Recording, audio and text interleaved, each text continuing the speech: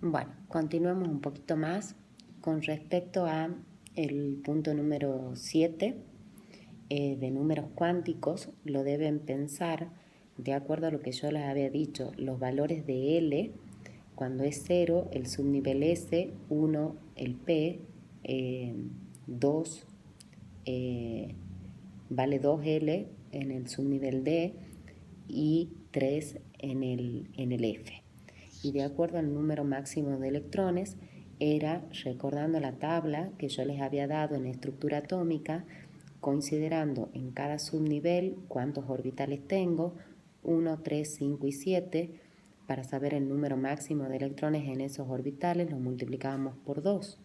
A su vez, en el nivel 1 solamente existía el subnivel S, en el 2 el S y el P, en el 3 el S, el P o el D podía existir, mientras que en el 4 el S, el P, el D y el F, y ahí está el razonamiento correspondiente.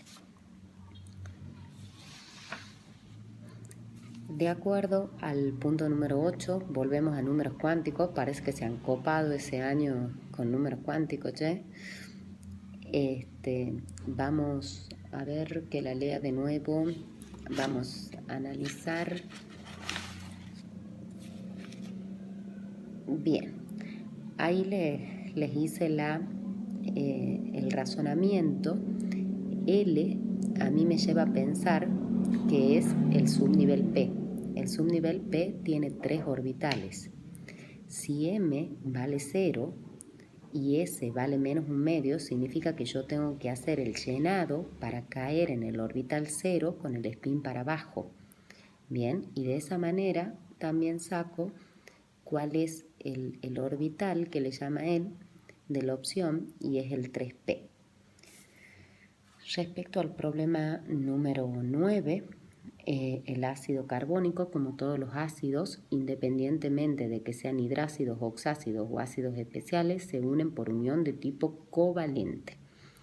Hago la estructura del ácido carbónico de Lewis, después le puedo hacer su fórmula desarrollada, pues saco los pares de electrones enlazantes.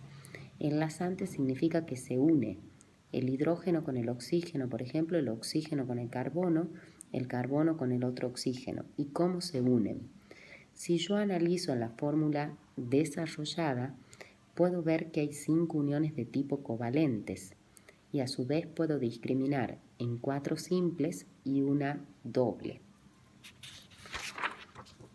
Respecto al problema número 10, tenemos el anhídrido sulfuroso u óxido sulfúrico, donde debo hacer su estructura para hacer su análisis. Pares de electrones no compartidos significa que no forman enlace o están rodeando a ese átomo. Es lo mismo que ustedes hagan el análisis con pares o con electrones. Bien, a su vez vamos a repetir, vamos a ver en esta estructura, hay 2 uniones de tipo covalente.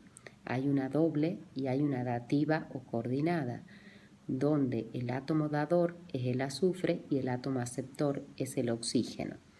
Además, esta es una molécula que presenta estructura de resonancia. ¿Qué significaba eso? Diferentes estructuras de Lewis para la misma molécula.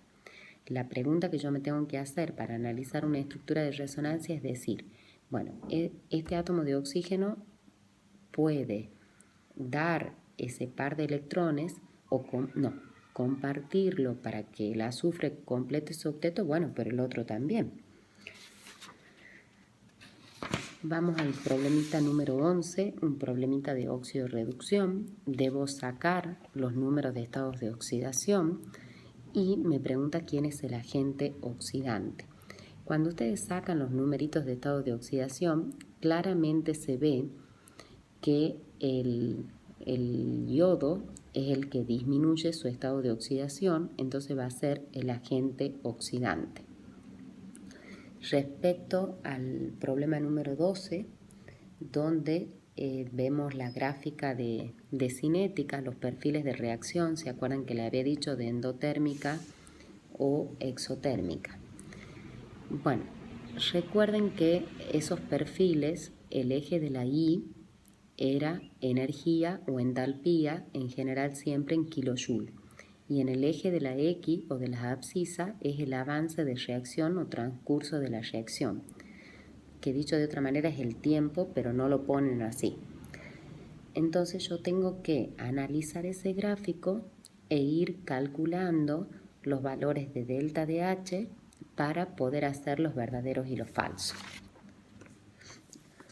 Respecto al problema número 13, es un problema de soluciones donde debo calcular la molaridad de esa solución con los datos de una solución con una determinada concentración.